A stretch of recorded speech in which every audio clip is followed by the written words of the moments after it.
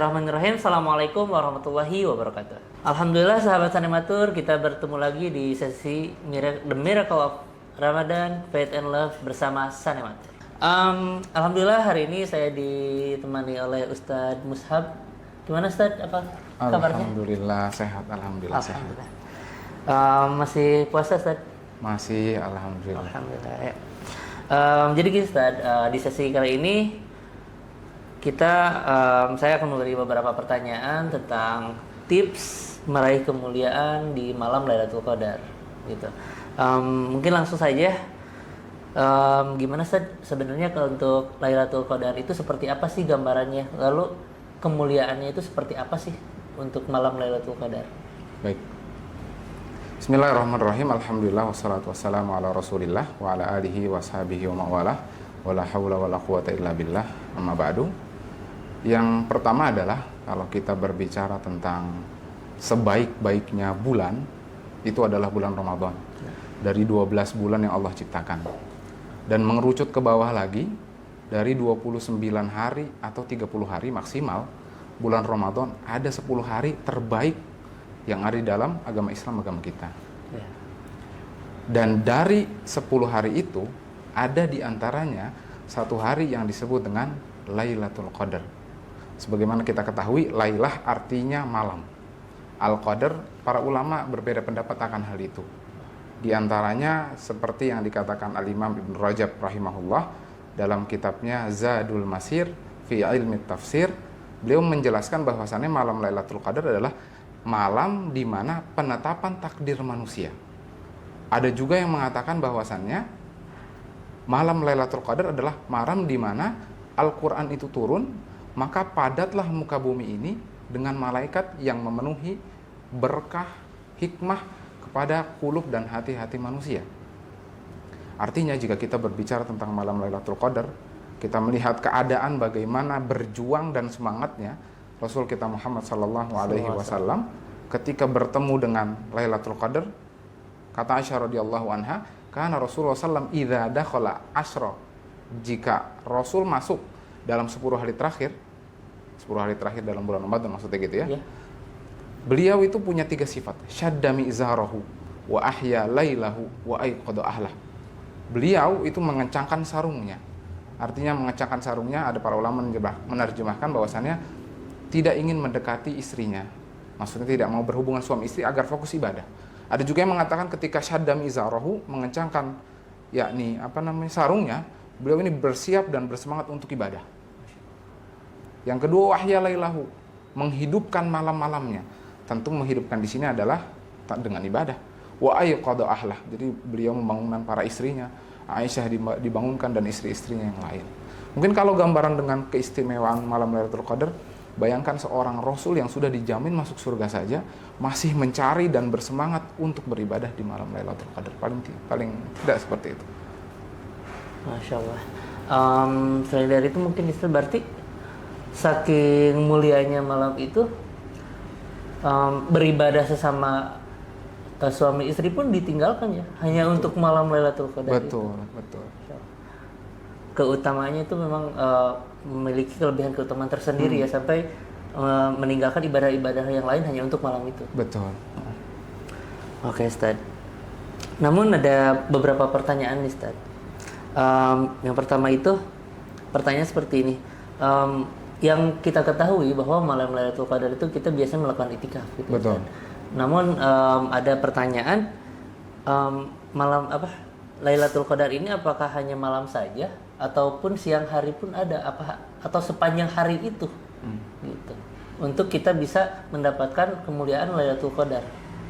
Baik, kalau disebut apakah itu 1 hari 24 jam atau disebut hanya malam, dalam Al-Quran disebutkan dalam surat Al-Qadar tentunya, inna anzalnahu fi lailatul qadar, itu disebutkan lailah, yakni malam. Disebutkan lagi dalam surat Ad-Dukhan ayat 3, inna anzalnahu fi lailatul qadri mubarakatin, lailatin mubarakatin. Artinya kalimat lailah ini para ulama berbeda pendapat. Ada yang mengatakan dari ba'da maghrib sampai dengan sholat subuh. Sebagaimana perkataan Imam Malik, man syahida lailatul qadri. Perkataan Imam Syafi'i, barang siapa man syahida as-subha, wal Isya. Jadi barang siapa yang menyaksikan, ikut serta dalam malam Lailatul Qadar, dan tanda kutip di sini sholat Isya dan sholat subuh. Artinya, kalau kita berbicara malam Lailatul Qadar itu apa? Malam Lailatul Qadar waktunya adalah bukan 24 jam artinya.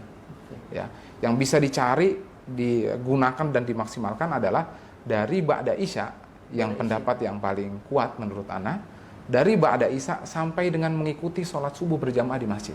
Itulah waktu di mana malam Lailatul Qadar itu bisa dimaksimalkan. Di masjid ya Ustaz?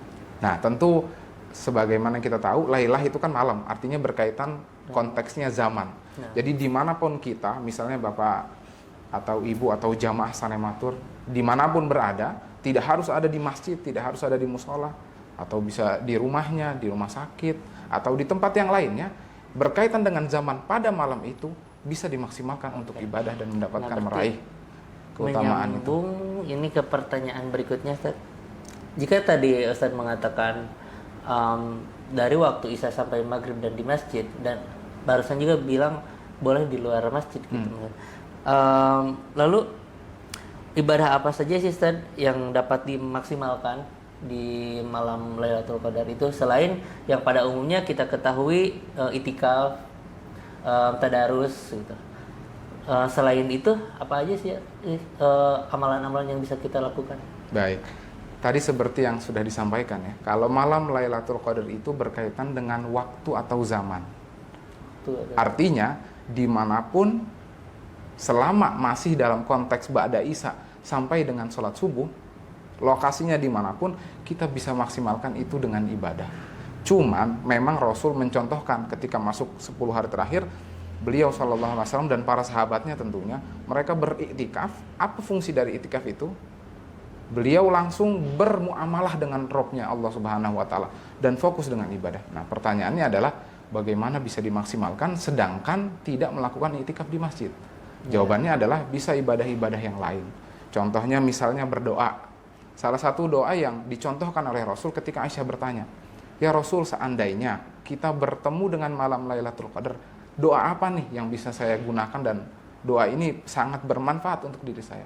Maka Rasul SAW menjawab, "Allahumma innaka afuwun tuhibbul afwa fa'fu anni."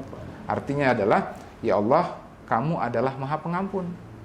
Innaka afuwun tuhibbul afwa, sudahlah Allah Maha Pengampun, cinta dengan pengampunan. Fa'fu anni, maka ampunilah dosa-dosaku. Oke, berarti sebenarnya jawaban barusan itu akan merujuk pada pertanyaan saya selanjutnya sih Ustaz, yang dimana mungkin saya jelasin sedikit ya. Berarti bagi sebagian orang, terutama pekerja ya, yang memang di daerah kita tersendiri di Karawang, orang-orang yang bekerja ada yang shift pagi, ada yang shift malam. Otomatis yang shift malam mereka posisinya nggak di masjid gitu Ustaz ya. Iya, betul. Berarti barusan teman-teman terjawab ya, walaupun dimanapun berada sedang bekerja pun tetap bisa mengejar mendapatkan kemuliaan Lailatul Qadar, yang dimana kita itu harus memaksimalkannya, melihat niatnya kita juga untuk menggapai malam itu. Baik Ustaz, barusan kita membahas tentang yang bekerja ya.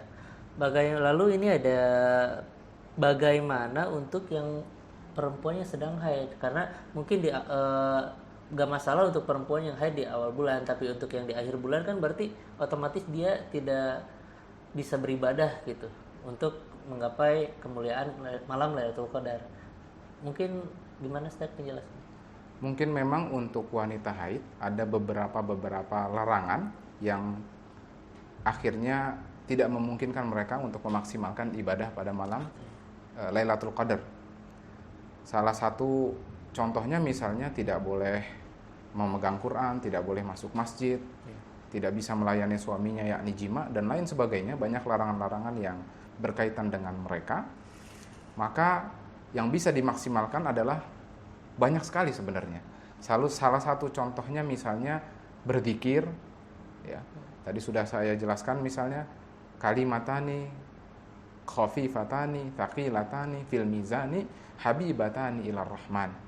2 kalimat yang ringan di lidah tapi berat timbangannya di sisi Allah dan juga sangat dicintai oleh Allah Subhanahu wa taala, yaitu kalimat subhanallah wa bihamdi subhanallahil azim.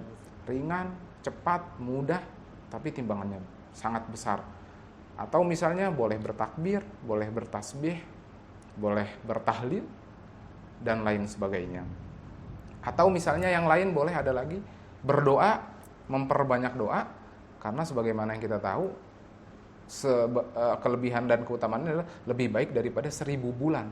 Jadi ketika dia mengangkat tangannya dan memohon, berdoa kepada Tuhannya, sangat luar biasa sebagaimana 1000 bulan yang dia dapatkan ampunan, ijabah doa yang dia panjatkan. Adapun keutamaan yang sudah menikah misalnya, mereka bisa memaksimalkan dalam sisi khidmah atau melayani suami dengan lebih baik.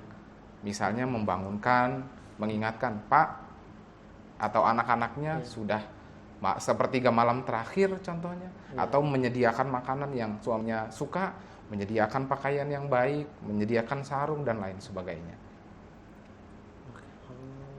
Berarti ada pun perbedaan bagi yang menikah dan yang belum menikah gitu ya Ustaz. Dan memang untuk yang menikah punya keuntungan lebih gitu dalam menjembatani gitu, menjembatani keluarganya agar bisa menggapai malam Lailatul Qadar. Bisa lebih maksimal kalau memang yang sudah menikah, support system. Support system. Oke, Ustaz, barusan kita membahas tentang kemuliaannya, boleh tidaknya, cara menggapainya. Lalu bagaimana sih tanda-tanda bahwa kita itu bisa tahu ini malam Lailatul Qadar atau tidak? Ya. Pertama, kita berpegang pada hadis Rasul, faltamisuha fil ashril awakhir waltamisuha fi kulli witrin. Jadi dari 29 atau 30 hari itu kita berpegang kerucut kepada 10 hari. Dari 10 hari itu kita ambil yang ganjil. Artinya berarti ada malam 21, 23, 25, 27 dan 29. Nah, terkait dengan kapan ini kira-kira terjadi dari 5 hari ini? Imam Ibnu Hajar rahimahullah dalam kitab Fathul Bari, para ulama berpendapat itu sangat banyak sekali. Bahkan sampai 40 pendapat. Ada yang mengatakan tanggal 21, ada yang mengatakan bisa jadi paling besar 23, ada yang mengatakan tanggal 27. Ya. Ternyata dari semua itu, perbedaan itu kita bisa ambil petik faedahnya adalah malam Lailatul Qadar setiap tahunnya dapat berubah-ubah. Bisa jadi tahun ini misalnya 1445 Ramadannya tanggal 23 contohnya. Tahun depan bisa jadi tanggal 27. Nah, adapun ciri-ciri alam yang bisa kita pantau, kata Rasul salah satu ciri-cirinya yang disebutkan dalam hadis Ibnu Abbas, itu malamnya itu tidak dingin dan juga tidak panas, artinya sejuk. Suasananya sunyi. Dan hati orang-orang yang beriman sangat tenang dan legowo, senang dalam beribadah. Nah, tapi saya tanda kutip ya, orang yang beriman. Karena kalau orang yang misalnya di diskotik, main judi, main gape, ya susah mendapatkan malam Lailatul Qadar dan merasakan dalam hatinya sakinah, ketenangan itu susah. Jadi salah satu cirinya adalah ketika dia beribadah kok dia merasa pewe, lebih semangat. Nah, itu salah satu ciri-cirinya. Dan ketika keesokan harinya, kata Ubay bin Ka'ab radhiyallahu anhu, di antaranya adalah ketika terbit matahari, dia terbit matahari warnanya tuh cerah dan oranye. Dan tidak sangat menyengat panasnya, ya. Dan keadaannya pagi itu sangat sejuk dan adem. Kadang kan ada yang pagi-pagi ketika matahari muncul tapi kayak motor ribut. Nah, tapi tidak tahu mengapa secara alam diproses oleh Allah Subhanahu Wa Taala dan didesain itu merasa lebih tenang ketika paginya. Nah, itulah salah satu di antara banyak ciri-ciri yang Allah tunjukkan dari alamnya. Wallahu a'lam. Berarti Ustaz, lebih baiknya juga kita maksimalkan aja gitu ya di malam-malam ganjil. Betul. Terus aja beribadah di tiap malam ganjil. Karena memang walaupun kita nggak dapat malam Lailatul Qadar, seenggaknya kita mendapatkan ibadah di malam bulan Ramadan gitu. Betul, ya. Idealnya seperti itu.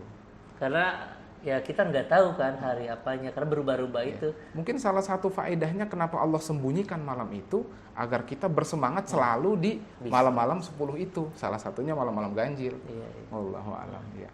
Siap, terima kasih Ustaz. Barakallahu fikum. Masya Allah ya.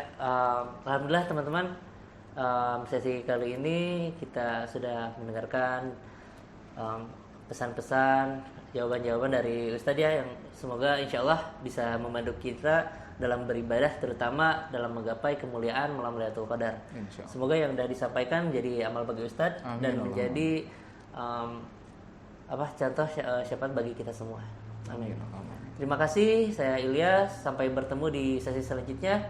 di The Miracle of Ramadan Faith and Love bersama Sanimatur. Assalamualaikum warahmatullahi wabarakatuh. Assalamualaikum warahmatullahi wabarakatuh.